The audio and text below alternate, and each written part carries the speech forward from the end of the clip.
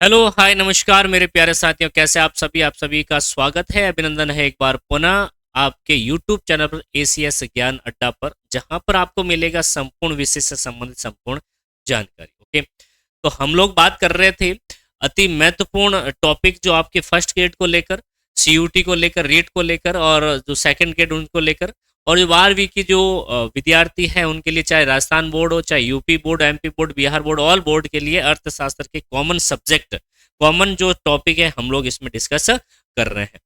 तो इस वाली लास्ट क्लास के अंदर हमने बात करी थी प्रोफेसर मार्शल की कुल व्यय रीति के बारे में, जिसमें तीन प्रकार की मांग की कीमत लोच को डिस्क्राइब हम लोगों ने किया था। इस क्लास के अंदर हम लोग बात करने वाले हैं ज्यामिति विधि के बारे में। कौन सी विधि बेटा?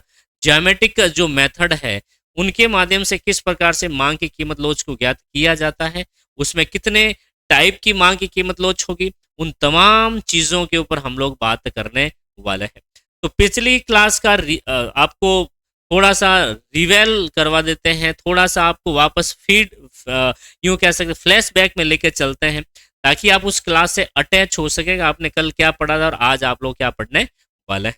तो देखिएगा, हमने बात करी है हमने बात करी है कि सर लास्ट वाली क्लास की बात करेंगे तो लास्ट वाली क्लास में हमने कहीं ना कहीं बात करी थी प्रोफेसर मार्शल की कुल व्यय विधि। कौन सी थी बेटा? प्रोफेसर मार्शल की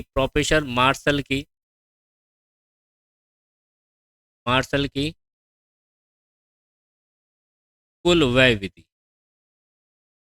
कुल व्यय विधि के बारे में। ठीक है जी, ये प्रोफेसर मार्शल की कुल व्यय विधि के बारे में बात हम लोगों ने कर ली थी। और इसका जो डायग्राम था कुछ इस प्रकार से डायग्राम था, ये कुछ इस प्रकार से आपको डायग्राम मिला होगा। ओके, ये डायग्राम इस प्रकार से मिला होगा आपको, ये डायग्राम है। ठीक है, ये आपका डायग्राम था। ये चलिएगा, डायग्राम की बात कर ली हमने, और कहीं ना कहीं यहाँ पर आपने तीन मांग की लोच को बताया था, जिसमें सबसे पहले ईडी इक्वल्स टू वन को बताया था, यहाँ ईडी ग्रेटर देन वन को, यहाँ ईडी लेस देन वन को बताया। यहाँ पर क्या लिखा था हमने? कुल व्यय लिखा था, बिल्कुल कुल व्यय को यहाँ बताया जाता है, और कीमत को हमने यहाँ पर बताया। ठीक है, ये आपका टी ई एक कर्व है। ठीक है, और यहाँ ए, बी और सी और डी। अब आपसे पूछ लें कि सर कीमत बढ़ने और घटने पर कुल व्यय में कोई परिवर्तन नहीं होता है, तो वहां पर कौन सी मांग की लोच होगी? इकाई से ऑब्वियसली क्या होगी? इकाई के बराबर होने वाली। यहाँ पर पी, क्यू, आर और एस, तो ये सारी चीजें हमने पढ़ ली है। इसमें कितनी? तीन मांग की कीमत लोच को हमने डिस्कस किया था। इसमें कीमत में कोई परिवर्तन नहीं, सॉरी, कीमत में वृद्धि या कमी। ठीक है, कुल व्यय में कोई परिवर्तन नहीं। शॉर्ट में देख लेते हैं, लिख लेते हैं इसको, कुल व्यय में कोई परिवर्तन नहीं, परिवर्तन नहीं। पहला मेथड हमने ये डिस्कस किया था। दूसरा मेथड कौन सा डिस्कस किया था? देखिए जरा, दूसरा मेथड कौन सा था कि अगर कीमत बढ़ती है तो कुल व्यय घट जाता है, कीमत घटती है, कीमत कीमत में वृद्धि, कीमत में वृद्धि। तो कीमत में वृद्धि से क्या होगा? कुल व्यय में कमी। क्या होगा? कुल व्यय में क्या होगी बेटा? कमी। ठीक है जी, चलो ओके। फिर कीमत में कीमत में कमी, कीमत में कमी, तो कुल व्यय में वृद्धि, कुल व्यय में वृद्धि। ठीक है, देखो उल्टा संबंध है, विपरीत संबंध है कहीं ना कहीं। ठीक है, और तीसरा कौन सा था अपना? तीसरा ये था कि अगर बात की जाती है, अगर बात करें कि कीमत में कमी, कमी, कुल व्यय में कमी, कुल व्यय में कमी। ठीक है जी। और अगर कीमत में वृद्धि, तो कुल व्यय में वृद्धि। व्यय में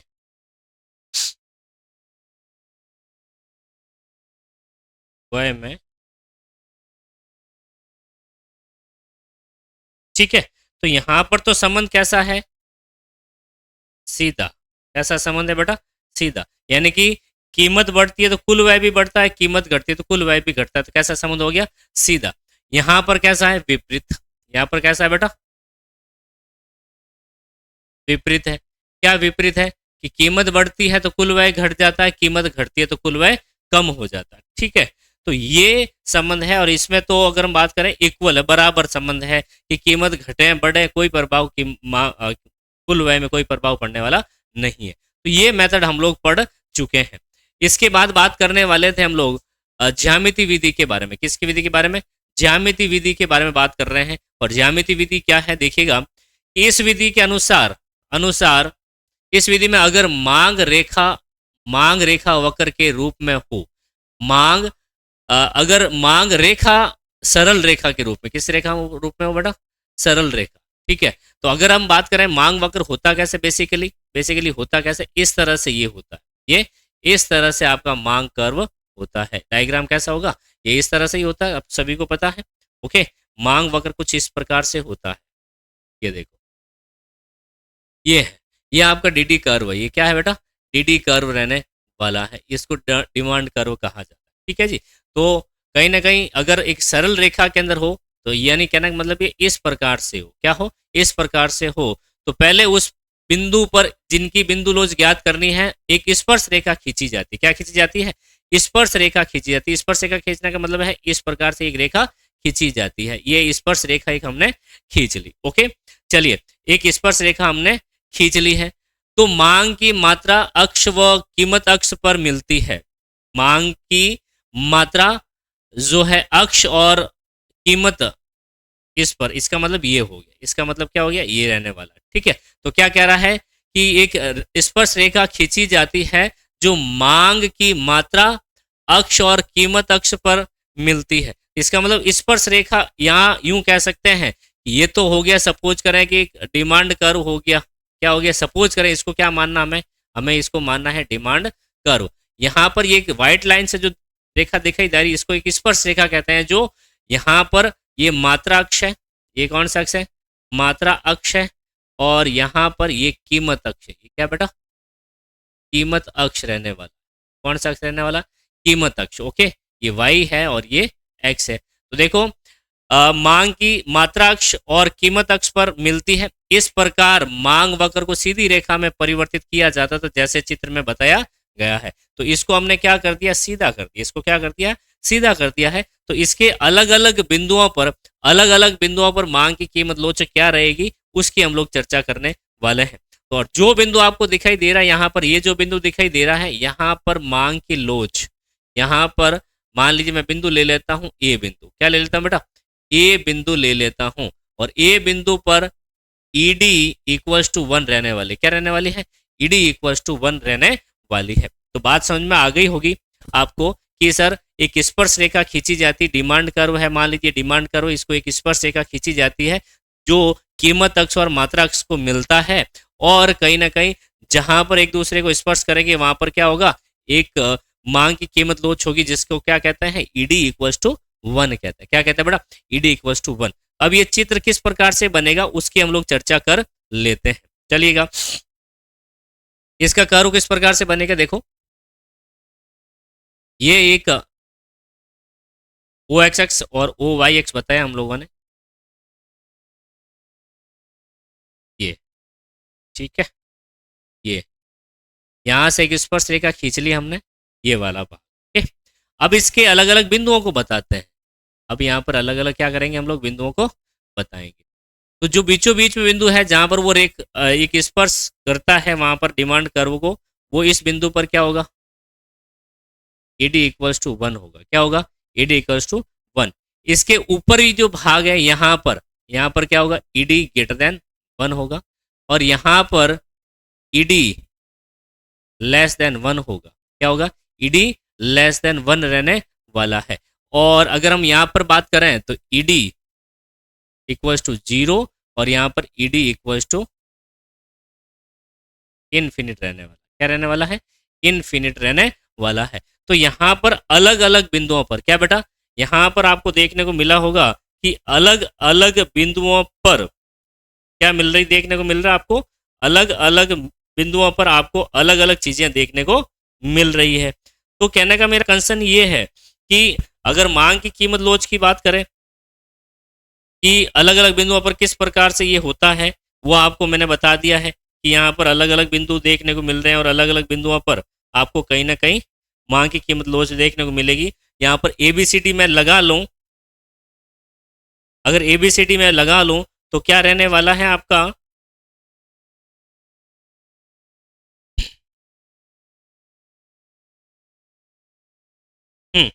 तो देखिए जरा, तो हम लोग बात कर रहे थे कि सर किस प्रकार से अलग अलग बिंदुओं पर मांग की लोच होगी, वो डिस्कस करते हैं। एक सेकंड के लिए थोड़ा सा आप रुकिएगा।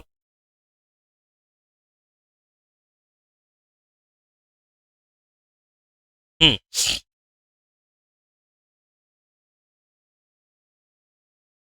तो देखिएगा जरा, तो यहाँ पर जहां बिंदु आपको येलो कलर में दिखाई दे रहा है, येलो कलर में जहां आपको दिखाई दे रहा है, वहां पर क्या देखने को मिल रहा है आपको,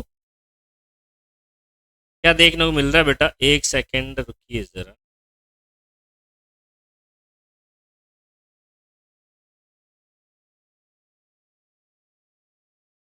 हम्म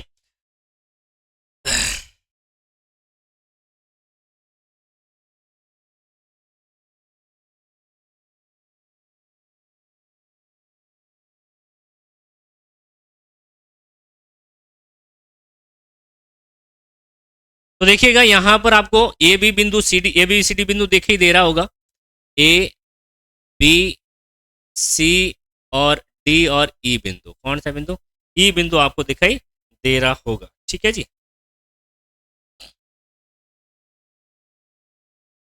हम्म तो यहाँ पर आपको एक फॉर्मूला लगाना है, आपको यहाँ पर फॉर्मूला लगाना है। वो फॉर्मूला क्या होगा वो आपको मैं बता देता हूँ कि इस फॉर्मूले के माध्यम से कैसे आप लोग मांग की कीमत लोच को ज्ञात कर सकते हैं, उसकी बात हम लोग यहाँ पर करने वाले हैं। ठीक है जी, ओके, बात पता चल गई आपको। थोड़ा सा हम लोग करेक्शन करने वाले हैं, यहाँ पर करेंगे 0, यहाँ पर क्या करने वाले हैं, ईडी इक्वल्स टू थोड़ा सा थोड़ा ध्यान रखना, यहाँ पर आप इन्फिनिट करेंगे, क्या करेंगे, यहाँ पर आप इन्फिनिट करने वाले हैं। ओके, तो यहाँ पर एक फॉर्मूला यूज किया जाएगा कि भाई मांग वक्र पर एक फॉर्मूला है, यहाँ लिख देता हूं मैं कि ईडी इक्वल्स टू क्या होगा, मांग वक्र के बिंदु से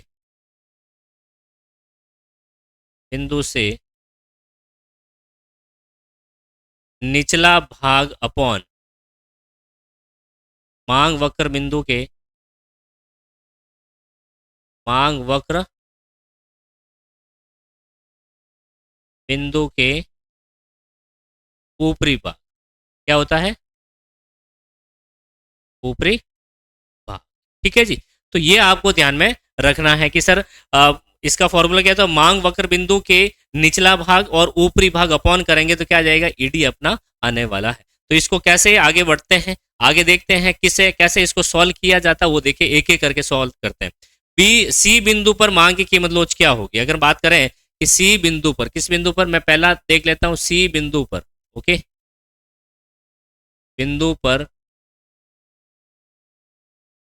मांग की कीमत लोच। ठीक है, कौन से बिंदु पर, सी बिंदु पर मांग की कीमत लोच क्या रहेगी, उसकी चर्चा हम लोग करने वाले हैं। तो देखो फॉर्मूला क्या है, फॉर्मूला अपना क्या रहने वाला है, देखो फॉर्मूला क्या था, मांग वक्र के बिंदु से निचला भाग, निचला भाग कौन सा हो गया, सी ई हो गया, क्या हो गया, निचला भाग हो गया आपका, निचला भाग हो गया सी ई। तो यहां पर ईडी इक्वल्स टू सी ई की बात कर रहे हैं, इसकी सी ई की हम लोग बात कर रहे थे, तो यहाँ पर बात करी हमने सी ई को लेकर, अपॉन करेंगे ऊपरी भाग, इस बिंदु से ऊपरी भाग कौन सा, सी ए है, कौन सा है, या कह सकते हैं सी ए रहने वाला है। तो दोनों भाग क्या है, बराबर रहेगा। देखो ये वाला भाग और ये वाला भाग क्या रहेगा, बराबर रहने वाला है। तो यहाँ पर क्या हो जाएगा, ईडी इक्वल्स टू 1 रहेगा। क्या रहेगा, ईडी इक्वल्स टू 1 रहने वाला है। अब मान लीजिए बी बिंदु की बात करें कि बी बिंदु पर मांग की कीमत लोच क्या होगी, तो मैं यहाँ लिख देता हूं बी बिंदु पर, सेकंड कौन सा है आपका, आपका बी बिंदु पर मांग की कीमत लोच, बी बिंदु पर मांग की कीमत लोच, कीमत लोच, ठीक है जी। तो देखो बी बिंदु की बात कर रहे हैं, तो बी बिंदु कहाँ देखिए जरा, बी बिंदु कहाँ है, यहाँ पर बी बिंदु है। तो वही फॉर्मूला लगने वाला है, निचला भाग अपॉन ऊपरी भाग, निचला भाग अपॉन ऊपरी भाग। निचला भाग कौन सा है, बी और ई है। अगर मैं बात करूं ईडी इक्वल्स टू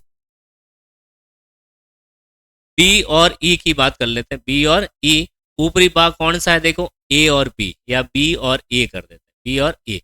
तो भाग बड़ा कौन सा है, निचला भाग बड़ा है और ऊपरी भाग क्या है, छोटा है। निचला भाग बड़ा है, ऊपरी भाग बड़ा है। तो छोटा भाग का, छोटा जो भाग है उसको नीचे रखा गया है और बड़ा जो भाग है ऊपर रखा गया है। अगर मान ली मैं इसमें भाग भी दूंगा तो क्या आएगा, कहीं ना कहीं आपका एक से ज्यादा ही मान आएगा। मान क्या आएगा, एक से ज्यादा ही आने वाला है। तो मैं अगर इसके अंदर भाग भी देता हूँ तो इस स्थिति में क्या आएगा, एक से ज्यादा ही मान आएगा, एक से क्या आएगा, ज्यादा ही मान आने वाला। तो ईडी इक्वल टू क्या आ जाएगा, ईडी ग्रेटर देन 1 रहने वाला है। तो ये दूसरा अपना मांग की कीमत लोच होगी।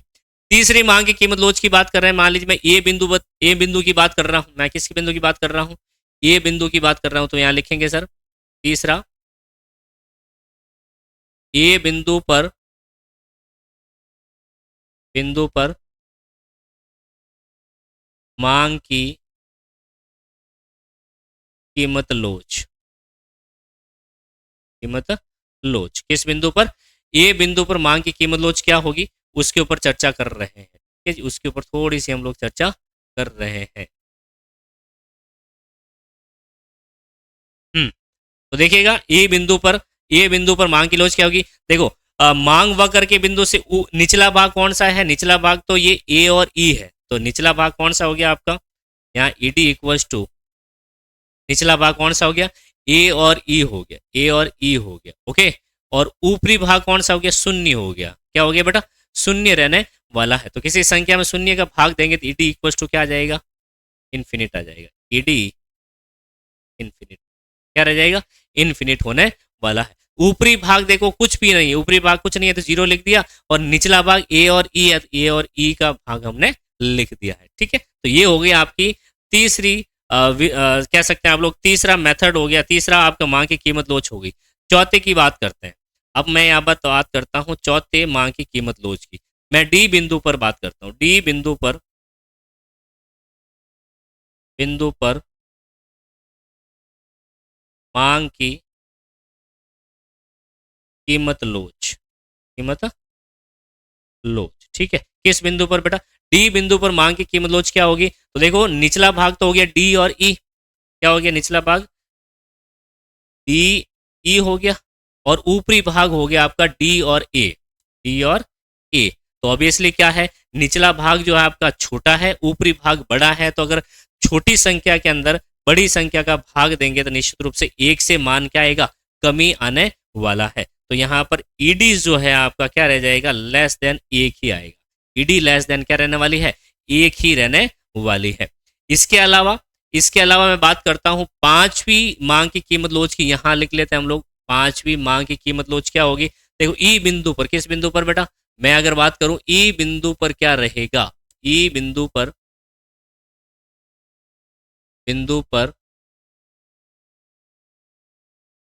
मांग की कीमत लोच की कीमत लोच। ठीक है, किस बिंदु पर, ई बिंदु पर मांग की कीमत लोच। देखो ई बिंदु पर निचला भाग तो क्या है, शून्य है। निचला भाग क्या हो जाएगा बेटा, शून्य रहने वाला है। निचला भाग किसी तरह से कोई भाग है ही नहीं।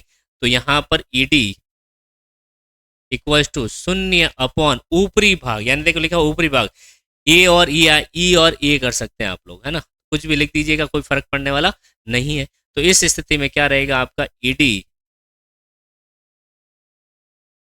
0 हो जाएगा। क्या हो जाएगा, यानी कि किसी संख्या का 0 के अंदर भाग देते हैं तो उसका मान क्या आता है, 0 ही आता है। तो ये चीज आपको ध्यान में रखनी है। तो पांचों बिंदुओं पर अलग अलग प्रकार से मांग की कीमत लोच को किस प्रकार से बताया गया है, ये इस प्रकार से आप लोग बता सकते हैं। जिसमें जो पहली हो गई बिंदु सी पर, बिंदु सी पर होगी।